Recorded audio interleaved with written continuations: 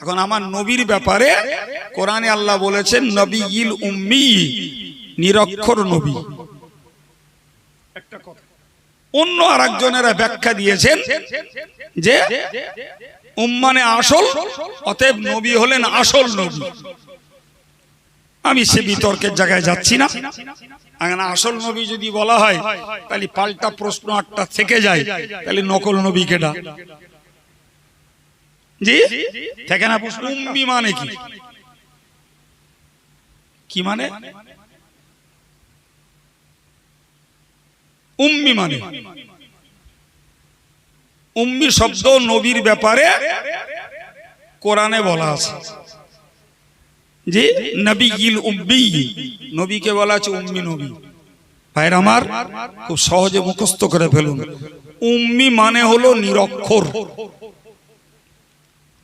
কি বলেছি বলেন?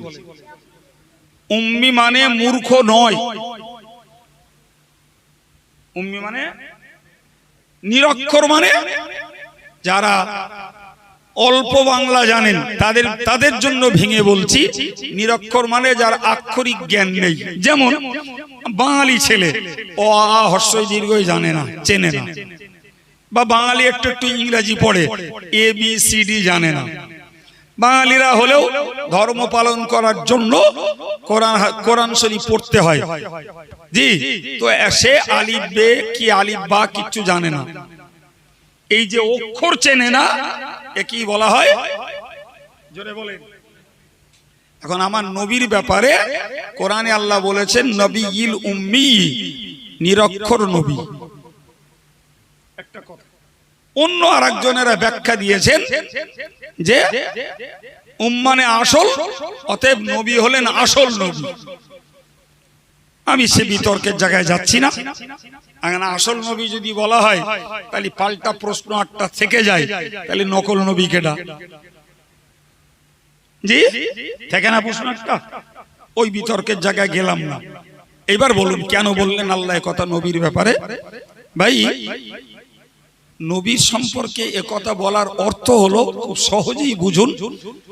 আমাদের সমাজ ব্যবস্থায় বর্তমান যুগে বলি আর আগের যুগেও বলি, এক কথায় লেখাপড়া না শিখলে সেটা দোষ ভাবা হয়।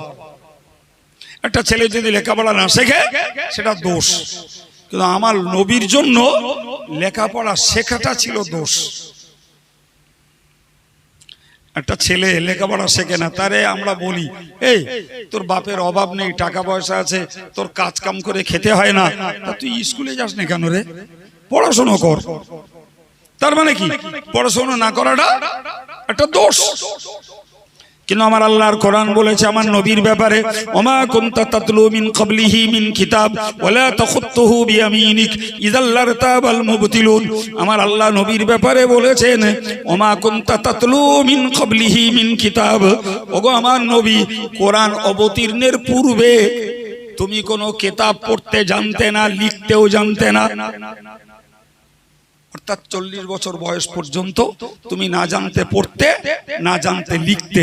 ইযাল লারতাবাল মুবতিলুন, যদি তোমায় আমি লেখাপড়া শেখাতাম তাহলে কোরআন যখন তুমি পড়তে তখন লোকেরা বলতো মুহাম্মাদের মাতৃভাষা আরবি, আবার মোহাম্মদ শিক্ষিত লোক, ফলে এই আরবিতে প্রবন্ধ তৈরি করে করে কোরআন বলে প্রচার দিচ্ছে, আল্লাহর কালাম বলে প্রচার দিচ্ছে।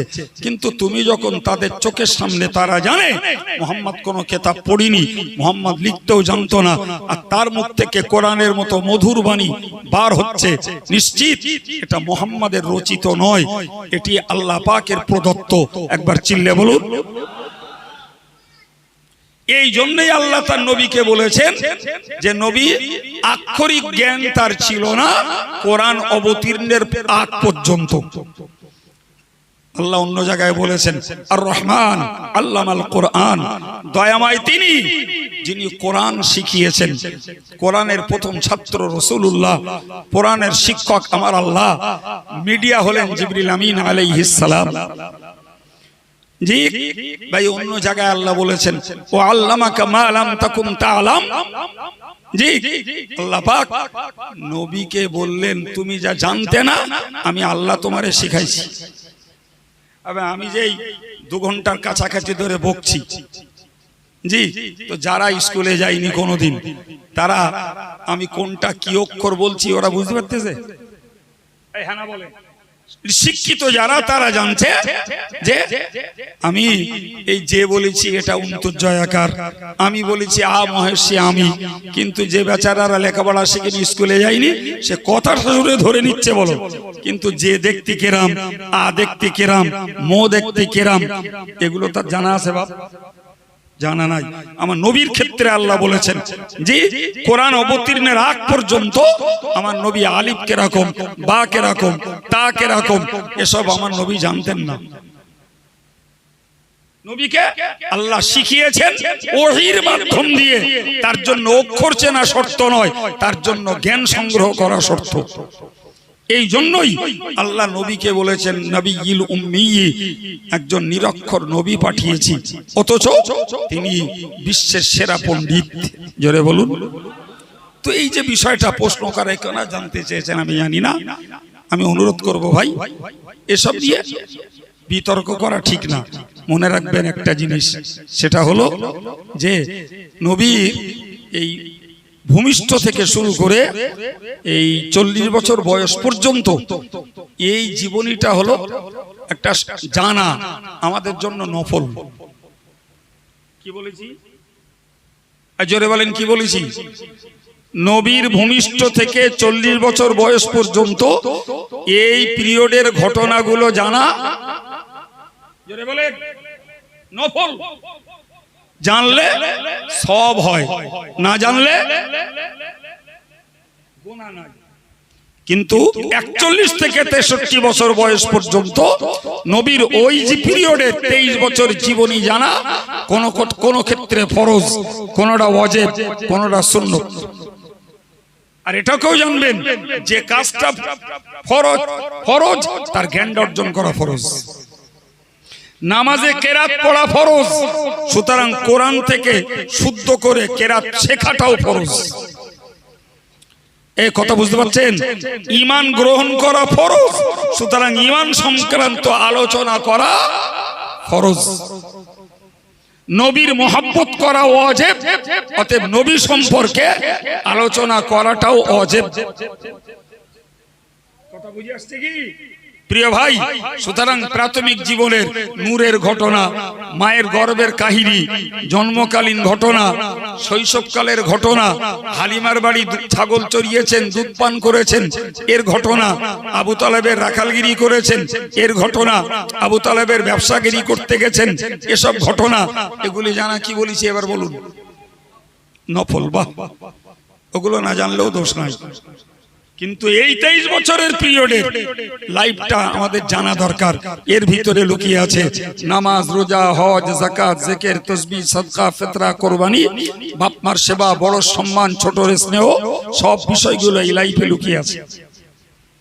এর মধ্যেই লুকিয়ে আছে শিরক করা চলবে না, বেদাত করা চলবে না, হারাম কাজ চলবে না, সুদ চলবে না, মদ চলবে না, গান চলবে না, মিথ্যা চলবে না, গালিগালাজ চলবে না,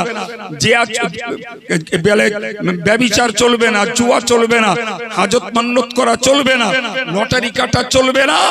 এগুলো সব এই 23 বছরের পিরিয়ডের কাহিনী। এগুলো যদি উম্মতেরা শোনে তাহলে নেকির কাজে তারা বাড়বে, পাপের কাজে তারা গতি কমাবে। আর ওইগুলো শুনবে শুধু সুবহানাল্লাহ বলে উহ আহ করে বাড়ি চলে যাবে। এই কথা বুঝে আসছে কি? হ্যাঁ প্রিয় ভাইরা আমার, আমি আপনাকে শেখাচ্ছিলাম যে কথাটা, এই যে আমাদের কিউরিসিটি, উম্মি মানে কি, অমুক মানে কি, তমুক মানে কি। আমি বলেছি ভাই একটা কাজ করুন, আমি মানে জানি না যখন, তাহলে বিতর্কে জড়িয়ে লাভ রাখি। আচ্ছা ভাই তোর সঙ্গে আমি তর্কে জড়াতে রাজি নেই, তুই যা জেনেছিস তোর কাছে থাক, আমি যা জেনেছি আমার কাছে থাক। চল না দুজন মিলে নবীর সুন্নাত মতন জীবন যাপন করি। হ্যাঁ না বলেন? এ কথা বলার লোকের কম, ফাউ ঠেলতে রাজি, তর্ক করতে রাজি, তর্ক করতে করতে হাতা গুটিয়ে ফেলবে, আমলের ময়দানে খুব একটা পাওয়া যাবে না। আচ্ছা এ কি ধরনের বোকামি? ভাই তোর আর আমার মিল হচ্ছে না, তুই বলছিস এক মানে, আমি বলছি আর এক মানে, তো জড়িয়ে লাভ নেই ভাই, তোরটা তোর কাছ থাক, আমারটা আমার কাছ থাক।